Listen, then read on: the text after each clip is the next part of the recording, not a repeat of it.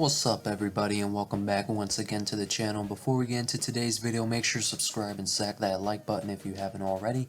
And in today's video, I'm going to be doing my Week 13 NFL preview. So without further ado, let's begin. So the Thursday night game tomorrow, Bills at Patriots, a playoff rematch of last year's wild card game in which the Bills smoked the Patriots. This is going to be a really big game. If the Patriots do not win this game, their hopes of winning this division is over. If they lose, they still have a chance at the wild card, but the division would be out of reach if they were to lose this game. This is obviously a big game. This will only tighten things even more in the AFC East if the Patriots were to win.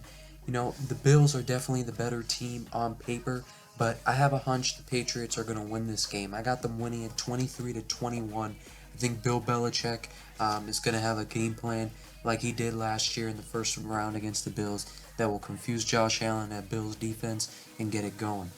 Then Packers at the Bears. I got the Packers winning this one 35-14 in a blowout, even if Jordan Love plays. If Jordan Love plays, maybe it'll be a little bit less points for the Packers, but I think the Packers, even though with all their struggles, still will outdo the Bears, especially without Justin Fields playing. Then the Steelers at the Falcons. Must-win game for the Falcons, and it's a must-win game for the Steelers. Must-win for both. The Steelers, though, even if they win, they're still kind of in a hole. The Falcons need this to keep pace with the Buccaneers in the NFC South. The Steelers will need Najee Harris in this game for sure to be able to get a running game going against the Falcons front seven. You know, they got Troy Anderson, Grady Jarrett, Arnold Ebiketie, a couple of rookies there to help slow down the run. Kenny Pickett's going to have to make some throws in this game. Falcons secondary is solid but not great. I think the Steelers have the receivers to get open, so Kenny Pickett will I think this game will come a lot down to if Kenny Pickett can make plays down the stretch. I got the Steelers winning at 23-20. Then the Jets at the Vikings, This is a pretty interesting game here. I think, though, the Vikings offense will get a decent amount of points on the board against the Jets defense. The Jets defense is very good, arguably a top 5 defense in the league, but the Vikings offense is also arguably a top 5 offense in the league. I got the Vikings winning this one 28-17. The Vikings are starting to get thin, though, in the secondary. Andrew Booth, the rookie, is out for the year, who was having a pretty solid rookie year. Lewis Seen is already out for the year. That was already old news, but injuries are starting to pile up in that secondary. Mike White is going to have to play a heck of a game, though, for the Jets to have a chance in this one, but I think he will be able to. But I think he's capable, but I'm not sure if he will be able to in this game. Then the Jaguars at the Lions. The Lions coming off of a heartbreaking loss. Jaguars coming off of a big win. Lions are the better team slightly, but for overall, these two franchises are in very similar situations as they've been over the last few years, and are in similar situations right now. They're both have a 4-7 record. Must-win game for both teams. One more loss and both of these teams are pretty much eliminated if they're not already. Not officially eliminated, but morally and basically eliminated. I got the Lions winning it, but it can go either way. I got them winning it, though, 26-23, somewhere around there. Then a big game here, Titans at the Eagles, A.J. Brown revenge game. A little bit of beef back and forth earlier this season after that trade with A.J. Brown back to the Titans. How he got traded in the middle of the draft. This is a big game for both teams, obviously. Big test for both teams. Titans are coming off of a tough one against the Bengals. If they were to lose this one, then they would be 7-5 all of a sudden, but good news for them is their division's wrapped up. Even if they were to lose this game and their second place runner and the Colts were to win their game, they would still be about 2 to 2.5 games ahead of them. So Titans are in a good spot in terms of winning the division, but I think if they lose this game, any shots at the number 1 seed like they had it last year goes down the drain, and I think it's already kind of out of reach, being 2 games back, and the Chiefs have tiebreaker on them, and the Bills also have tiebreaker on them. But regardless, this is going to be an interesting one to watch in the trenches because Derrick Henry again is one of the biggest running backs in the NFL, if not the biggest, and he's as physical as it gets at that position. And he's going to be going up against one of the most physical defensive lines in football that has Fletcher Cox, Ndamukong Suh, Robert Quinn, Linval Joseph, all a bunch of big guys. Jordan Davis will not return in this game, but he is back from IR as of today, so that is huge for the Eagles, but he will not serve them in this game.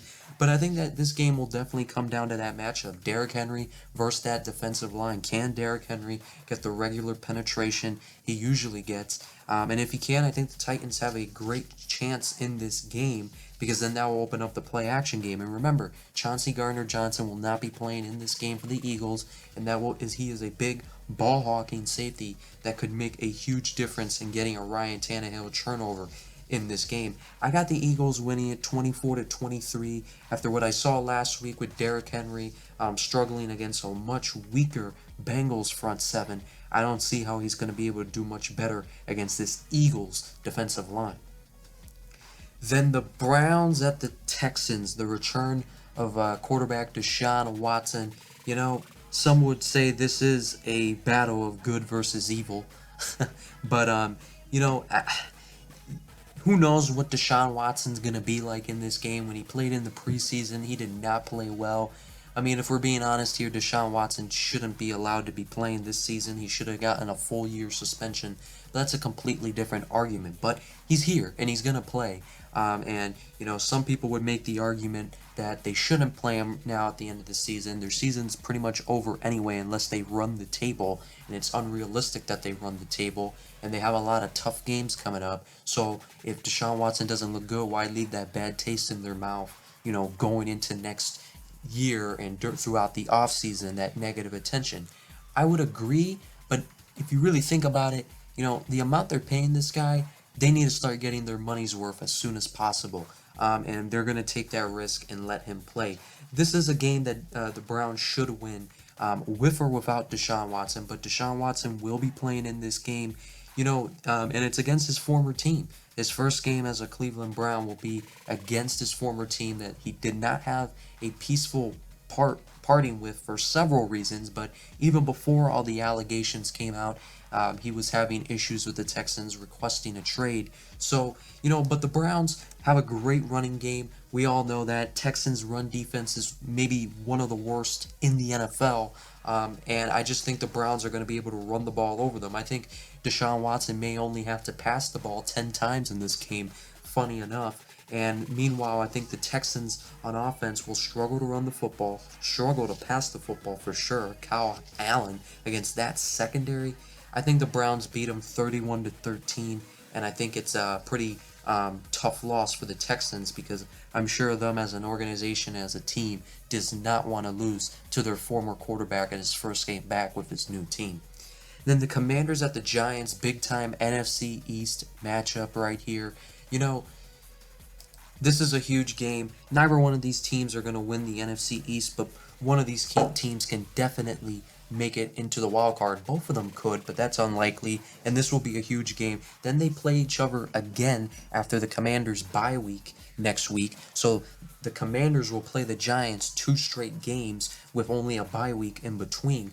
This is obviously a big game. The running game will be a big part for both of these teams, and I think the Giants have the better running back with Saquon Barkley. I think that's for sure.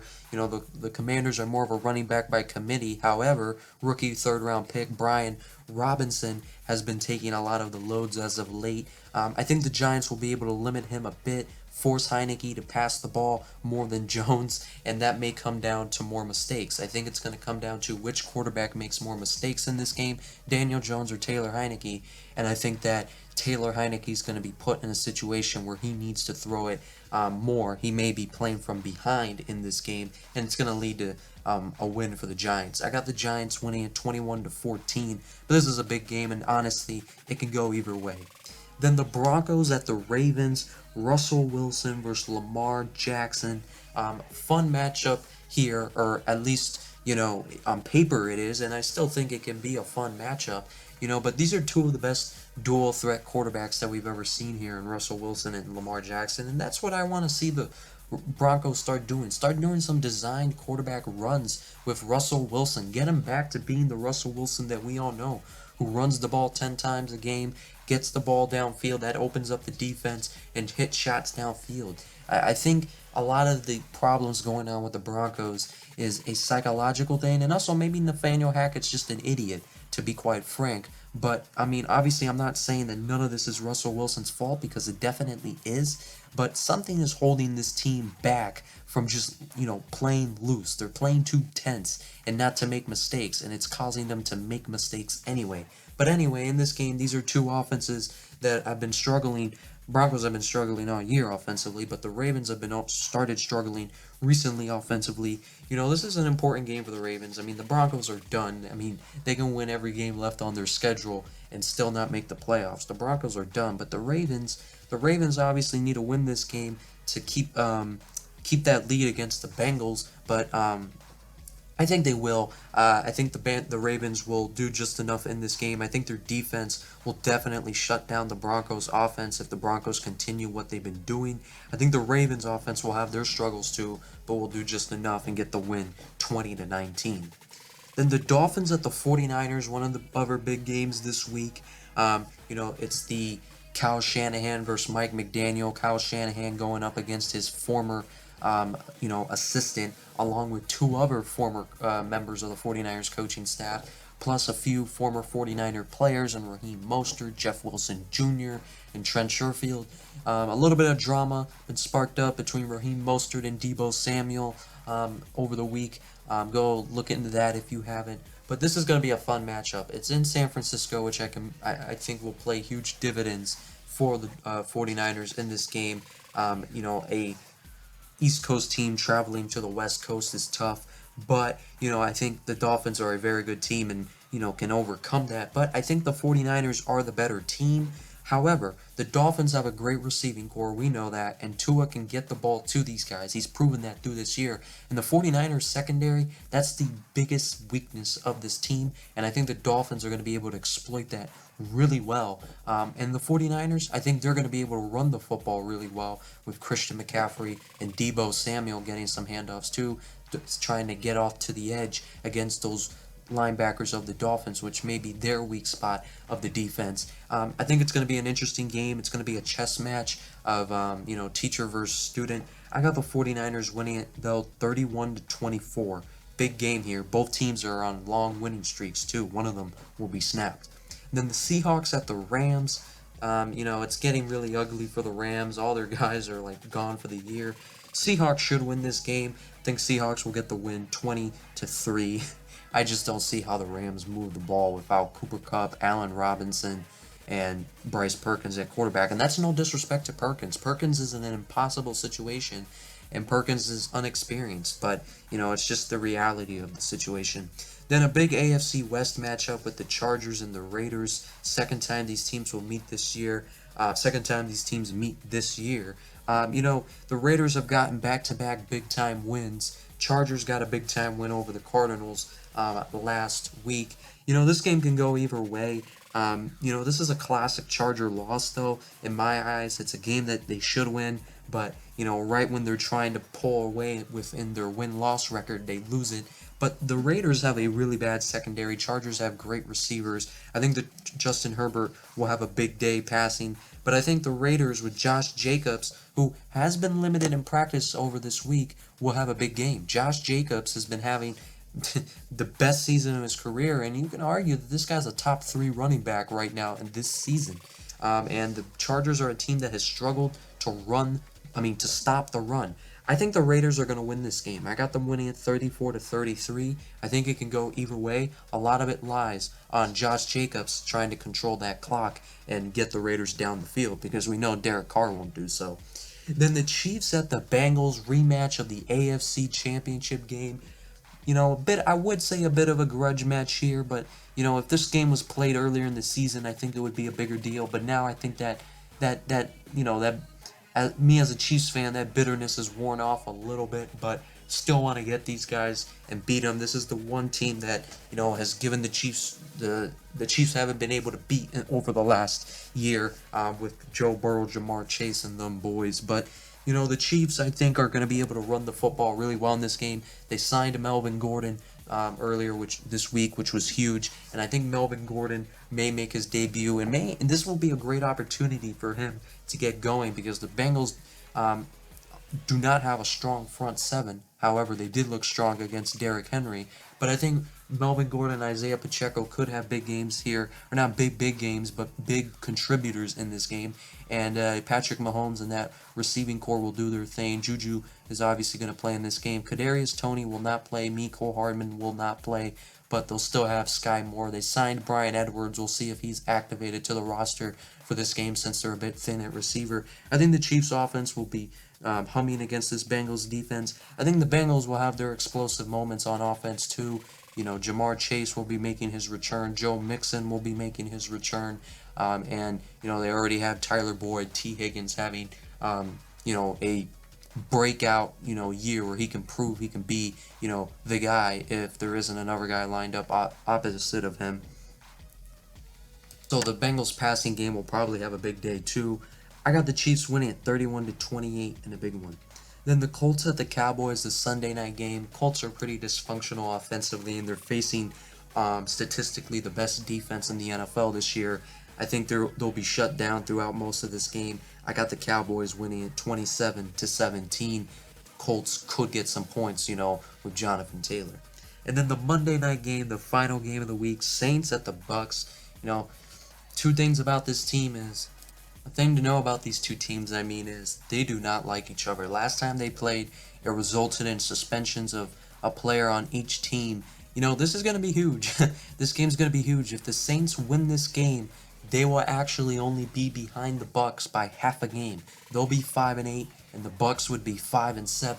And they will have split. So this is obviously a massive game. Tom Brady always seems to struggle with this Saints defense. You gotta think something will give though already. But the Bucks had struggled offensively last week. I think the Buccaneers are gonna move the ball down the field, but I think the Saints defense will get them off the field in the red zone, resulting in a lot of field goals for the Buccaneers in this game. I think the Saints with Andy Dalton obviously are going to struggle too.